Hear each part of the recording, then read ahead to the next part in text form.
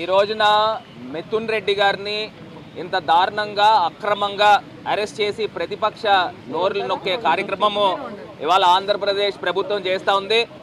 ఇవాళ జగనన్న వారియర్స్ మేమంతా కూడా ఖచ్చితంగా మీరు ఎన్ని అరెస్టులు చేసినా ఏం చేసినా ఎక్కడా కూడా వెనికేది లేదు, జడిసేది లేదు. ఇవాళ ఖచ్చితంగా మేమంతా కూడా పోరాడతాము.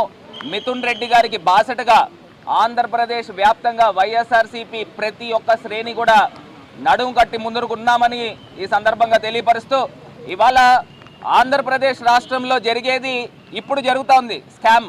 గత ప్రభుత్వంలో చంద్రబాబు నాయుడు గారు ముఖ్యమంత్రి కింద ఉన్నప్పుడు డిస్టిలరీస్కి ప్రివిలేజ్ ఫీ అనేది తగ్గించారు. 3,000 కోట్ల రూపాయలు ప్రివిలేజ్ ఫీ తగ్గించి అప్పుడు క్విడ్ ప్రోకో జరిగింది.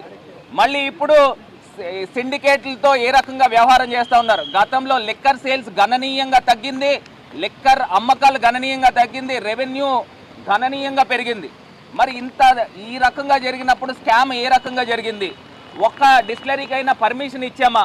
గతంలో చంద్రబాబు నాయుడు గారు కేవలం కొన్ని హ్యాండ్ పిక్ డిస్టిలరీలకు పర్మిషన్లు ఇచ్చి అక్కడి నుంచి స్కాములు జరిగినాయి. కానీ ఇప్పుడు మా ప్రభుత్వంలో గతంలో చంద్రబాబు నాయుడు గారు దిగిపోయే టైంకి 16,600 కోట్ల రూపాయలు సంవత్సరానికి ఆదాయం ఉంటే జగన్మోహన్ రెడ్డి గారు దిగిపోయే టైంకి 24,700 కోట్ల రూపాయల ఆదాయం పెరిగింది.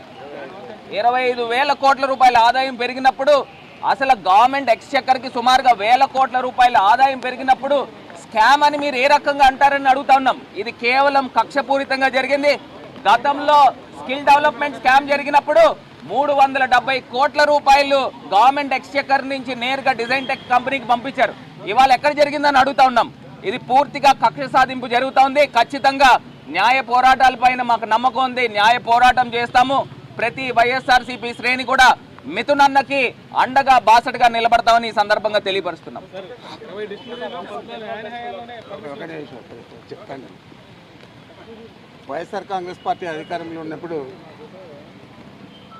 మా నాయకుడు ముఖ్యమంత్రిగా జగన్మోహన్ రెడ్డి గారు ఏ డిస్టిలరీకి కానీ పర్మిషన్ ఇచ్చిన దాఖలాలు లేవు. ఏ డిస్టిలరీ నుంచి కూడా మనం ఇల్లీగల్గానో లేకపోతే వేరే విధంగా తీసుకున్న దాఖలాలు కూడా లేవు. అన్నీ కూడా పర్మిషన్లు అన్నీ కూడా చంద్రబాబు నాయుడు ఇచ్చారు డిస్టిలరీస్కు. ఆ డిస్టిలరీస్ నుంచే గత మా ప్రభుత్వం కూడా పర్చేజ్ చేసింది తప్ప ఇవన్నీ కూడా ఈ ట్రాన్సాక్షన్ అంతా కూడా అఫిషియల్గా జరిగింది కాబట్టి బెవరేజెస్ కార్పొరేషన్ ద్వారా దీన్ని తప్పట్టే పని లేదు. మీకు ఉదాహరణకు చెప్పాలంటే ఈరోజు జరిగే స్కామ్ భారతదేశంలోనే ఇంకా పెద్ద స్కామ్.